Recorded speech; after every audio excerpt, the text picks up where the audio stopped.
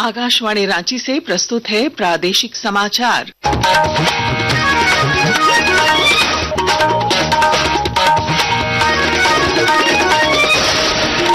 नमस्कार। प्रादेशिक समाचारों के साथ मैं पूनम करकेट्टा। पहले मुख्य समाचार। विधानसभा के बजट सत्र में आज तीसरा अनुपूरक बजट पेश करेंगे वित्त मंत्री राधाकृष्ण किशोर। कल राज्य की आर्थिक सर्वेक्षण रिपोर्ट रखेंगे सदन के पटल पर। राज्य सरकार ने ट्राइबल एडवाइजरी कमेटी का किया गठन। मुख्यमंत्री हेमंत सोरेन अध्यक्ष, भाजपा के बाबूलाल और चंपाई सोरेन को बनाया गया सदस्य। झारखंड हाईकोर्ट ने टैक्स से जुड़े एक मामले में राज्य सरकार पर लगाया 2 लाख रुपए का जुर्माना। मेसर्स कैस्ट्रोल इंडिया लिमिटेड की 2 साल की असेसमेंट राशि ब्याज के साथ वापस करने का दिया निर्देश। मौसम विभाग ने कल पलामू, गढ़वा, लातेहार समेत राज्य के 6 जिलों में बारिश और वज्रपात का जताया पूर्वानुमान। रांची में छाए रहेंगे बादल। और रांची में आयोजित 53वीं सीनियर राष्ट्रीय पुरुष हैंडबॉल चैंपियनशिप का खिताब एसएससीबी ने जीता। फाइनल मुकाबले में मेजबान झारखंड को 32 के मुकाबले 34 गोल से हराया।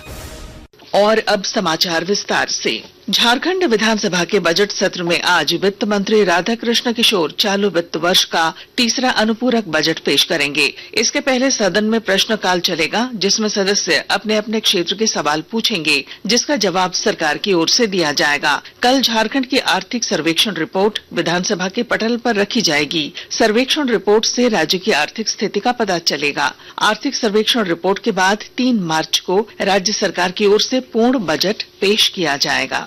राज्य सरकार ने ट्राइबल एडवाइजरी कमेटी टीएसी का गठन कर लिया है। नए टीएसी में राज्य के मुख्यमंत्री हेमंत सोरेन अध्यक्ष होंगे, जबकि समाज कल्याण मंत्री चमरा लिंडा पदेन उपाध्यक्ष होंगे। एससी, एसटी, अल्पसंख्यक एवं पिछड़ा वर्ग कल्याण विभाग ने इससे संबंधित अधिसूचना जारी कर दी है। टीएसी में कुल 19 सदस्य होंगे, जिनमें पूर्व मुख्यमंत्री बाबूलाल मरांडी और चंपाई सोरेन के नाम भी शामिल हैं। झारखंड के पूर्व मुख्यमंत्री और भाजपा के वरिष्ठ नेता चंपाई सोरेन ने राज्य में बांग्लादेशी घुसपैठ के मुद्दे को फिर उठाया है। सरायकेला खरसावां जिले के गम्हरिया में एक कार्यक्रम में भाग लेने के बाद पत्रकारों से बातचीत में श्री सोरेन ने दुमका जेल से बांग्लादेशी नागरिक नजमुल हवलदार की रिहाई का कड़ा विरोध किया। उन्होंने कहा कि बांग्लादेशी घुसपैठ के खिलाफ वे आज दुमका सेंट्रल जेल के बाहर प्रदर्शन करेंगे। आदिवासी का जो स्थिति है, संथाल परगना से लेकर पूरा झारखंड क्षेत्र में आदिवासी समाज पर ऊपर में बहुत गलत नजर दृष्टि से देख रहा है। जो बांग्लादेशी घुसपैठ, इसका विरोध करना शुरू हो गया। आदिवासी सांता सुसर आखड़ा की ओर से दुमका का धरती में विशाल रैली है। बांग्लादेशी के घुसपैठ के भी बांग्लादेशी घुसपैठ का पैर रखने नहीं दिया जाएगा। ये निर्णय आदिवासी सांता सुसर आखड़ा ने ले लिया। समाज को बचाना है, झारखंड के जमीन को बचाना है, बहुटी का इज्जत को बचाना है। तेलंगाना में श्री सैलम लेफ्ट बैंक कनाल एसएसबीसी सुरंग में फंसे झारखंड के 4 समेत 8 श्रमिकों को बचाने के लिए बचाव दल का प्रयास जारी है। अब तक सुरंग में फंसे लोगों से संपर्क नहीं हो सका है। तेलंगाना के सिंचाई मंत्री एन उत्तम कुमार रेड्डी ने बताया कि बचाव अभियान में तेजी लाने के लिए ठोस कार्य योजना बनाई गई है। ब्यौरा हमारे संवाददाता से। एसएलबीसी सुरंग के अंदर फंसे 8 लोगों को बचाने के लिए पिछले 5 दिनों से ठोस प्रयास जारी हैं। भारतीय नौसेना और सीमा सड़क संगठन के मार्कोस समुद्री कमांडो बल को भी श्रमिकों को बचाने के लिए तैनात किया गया है, जबकि लगभग 1 दर्जन राष्ट्रीय और अंतर्राष्ट्रीय एजेंसियां फंसे हुए श्रमिकों तक पहुंचने के लिए हर संभव प्रयास कर रही हैं। अधिकारियों के अनुसार टीमों को सुरंग बचाव कार्यों में वैश्विक सर्वोत्तम प्रथाओं को एकीकृत करने का निर्देश दिया गया है, जिससे फंसे हुए श्रमिकों तक कम से कम समय में पहुंचा जा सके। हैदराबाद से लक्ष्मी की रिपोर्ट के साथ समाचार कक्ष से मैं राजेश कुमार मीणा। झारखंड हाईकोर्ट ने टैक्स से जुड़े एक मामले में राज्य सरकार पर 2 लाख रुपए का जुर्माना लगाया है। अदालत ने सरकार को प्रार्थी की company Messrs Castrol India Limited की 2 साल की असेसमेंट राशि 9% ब्याज के साथ 6 सप्ताह में वापस करने का निर्देश दिया है। इस संबंध में मेसर्स कैस्ट्रोल इंडिया लिमिटेड ने सरकार के खिलाफ याचिका दाखिल की थी। आकाशवाणी के ताजा तरीन समाचारों के लिए आप हमारी वेबसाइट news.air.gov.in पर लॉग ऑन कर सकते हैं। ताजा समाचार X handle @AIR news alerts और Facebook page All India Radio news पर भी उपलब्ध है। आप प्रादेशिक समाचार एकांश के एक्स हैंडल @AIR न्यूज_रांची और Facebook page Akashvani news Ranchi, Instagram page तथा YouTube channel AIR news Ranchi पर भी हमारे बुलेटिन सुन सकते हैं। प्रादेशिक समाचार आप आकाशवाणी रांची से सुन रहे हैं। शेष समाचार इस विराम के बाद।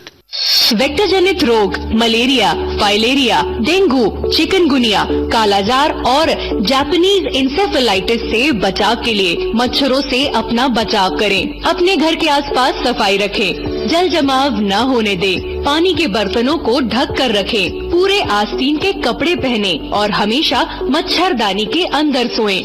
बुखार होने पर ओझागुनी के पास न जाएं, अपने गांव की सहिया को बताएं या नजदीकी सरकारी स्वास्थ्य केंद्र में जाएं। मुफ्त जांच और उपचार कराएं। वेक्टर जनित रोग नियंत्रण कार्यक्रम झारखंड सरकार द्वारा जनहित में प्रसारित।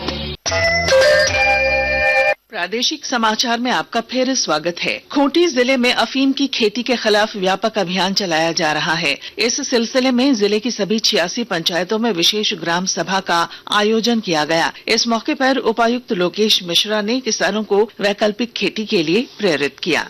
आने वाले समय में सभी पंचायतों में एक ग्राम सभा का आयोजन करने का निर्णय लिया, जिसमें सिर्फ कृषि से संबंधित विषयों पर चर्चा के लिए ग्राम सभा की जाएगी। विशेष ग्राम सभा एक वृहद प्लान पूरे जिले के लिए तैयार किया जाएगा, ताकि साल भर एक अच्छी खेती जिले में सभी लोग अपनी जमीनों पर कर सकें और इससे किसानों की आमदनी बढ़े।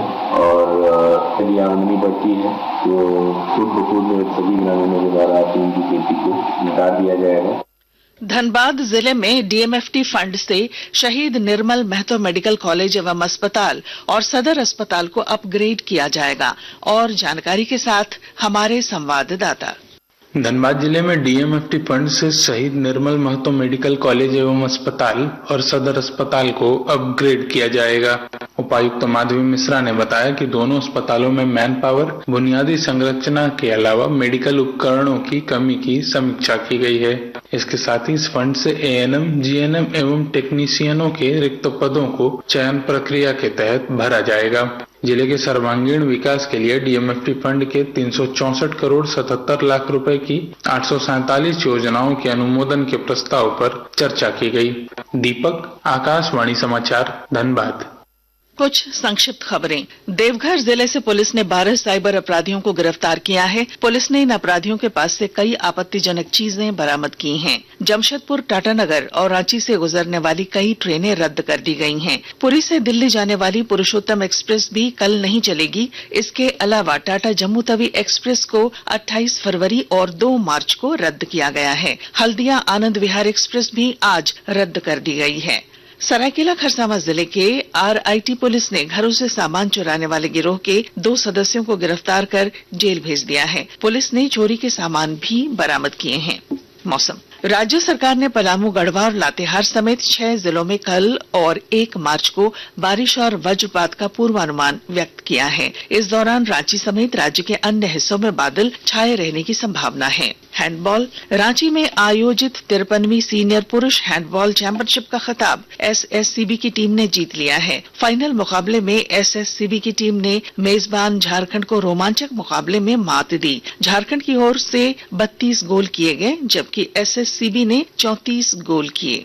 और अब अखबारों की सुर्खियां। रांची से प्रकाशित सभी प्रमुख अखबारों ने शिवरात्रि पर राज्य भर में हुए कार्यक्रम की खबर को प्रमुखता से प्रकाशित किया है। प्रभात खबर की सुर्खी है, बाबाधाम में महाशिवरात्रि पर मुख्यमंत्री हेमंत सोरेन ने शिव बारात को किया रवाना। दैनिक भास्कर ने लिखा है, ऐतिहासिक महाकुंभ, 66 करोड़ लोग, 45 दिन चले दुनिया के सबसे बड़े आयोजन के बने गवाह।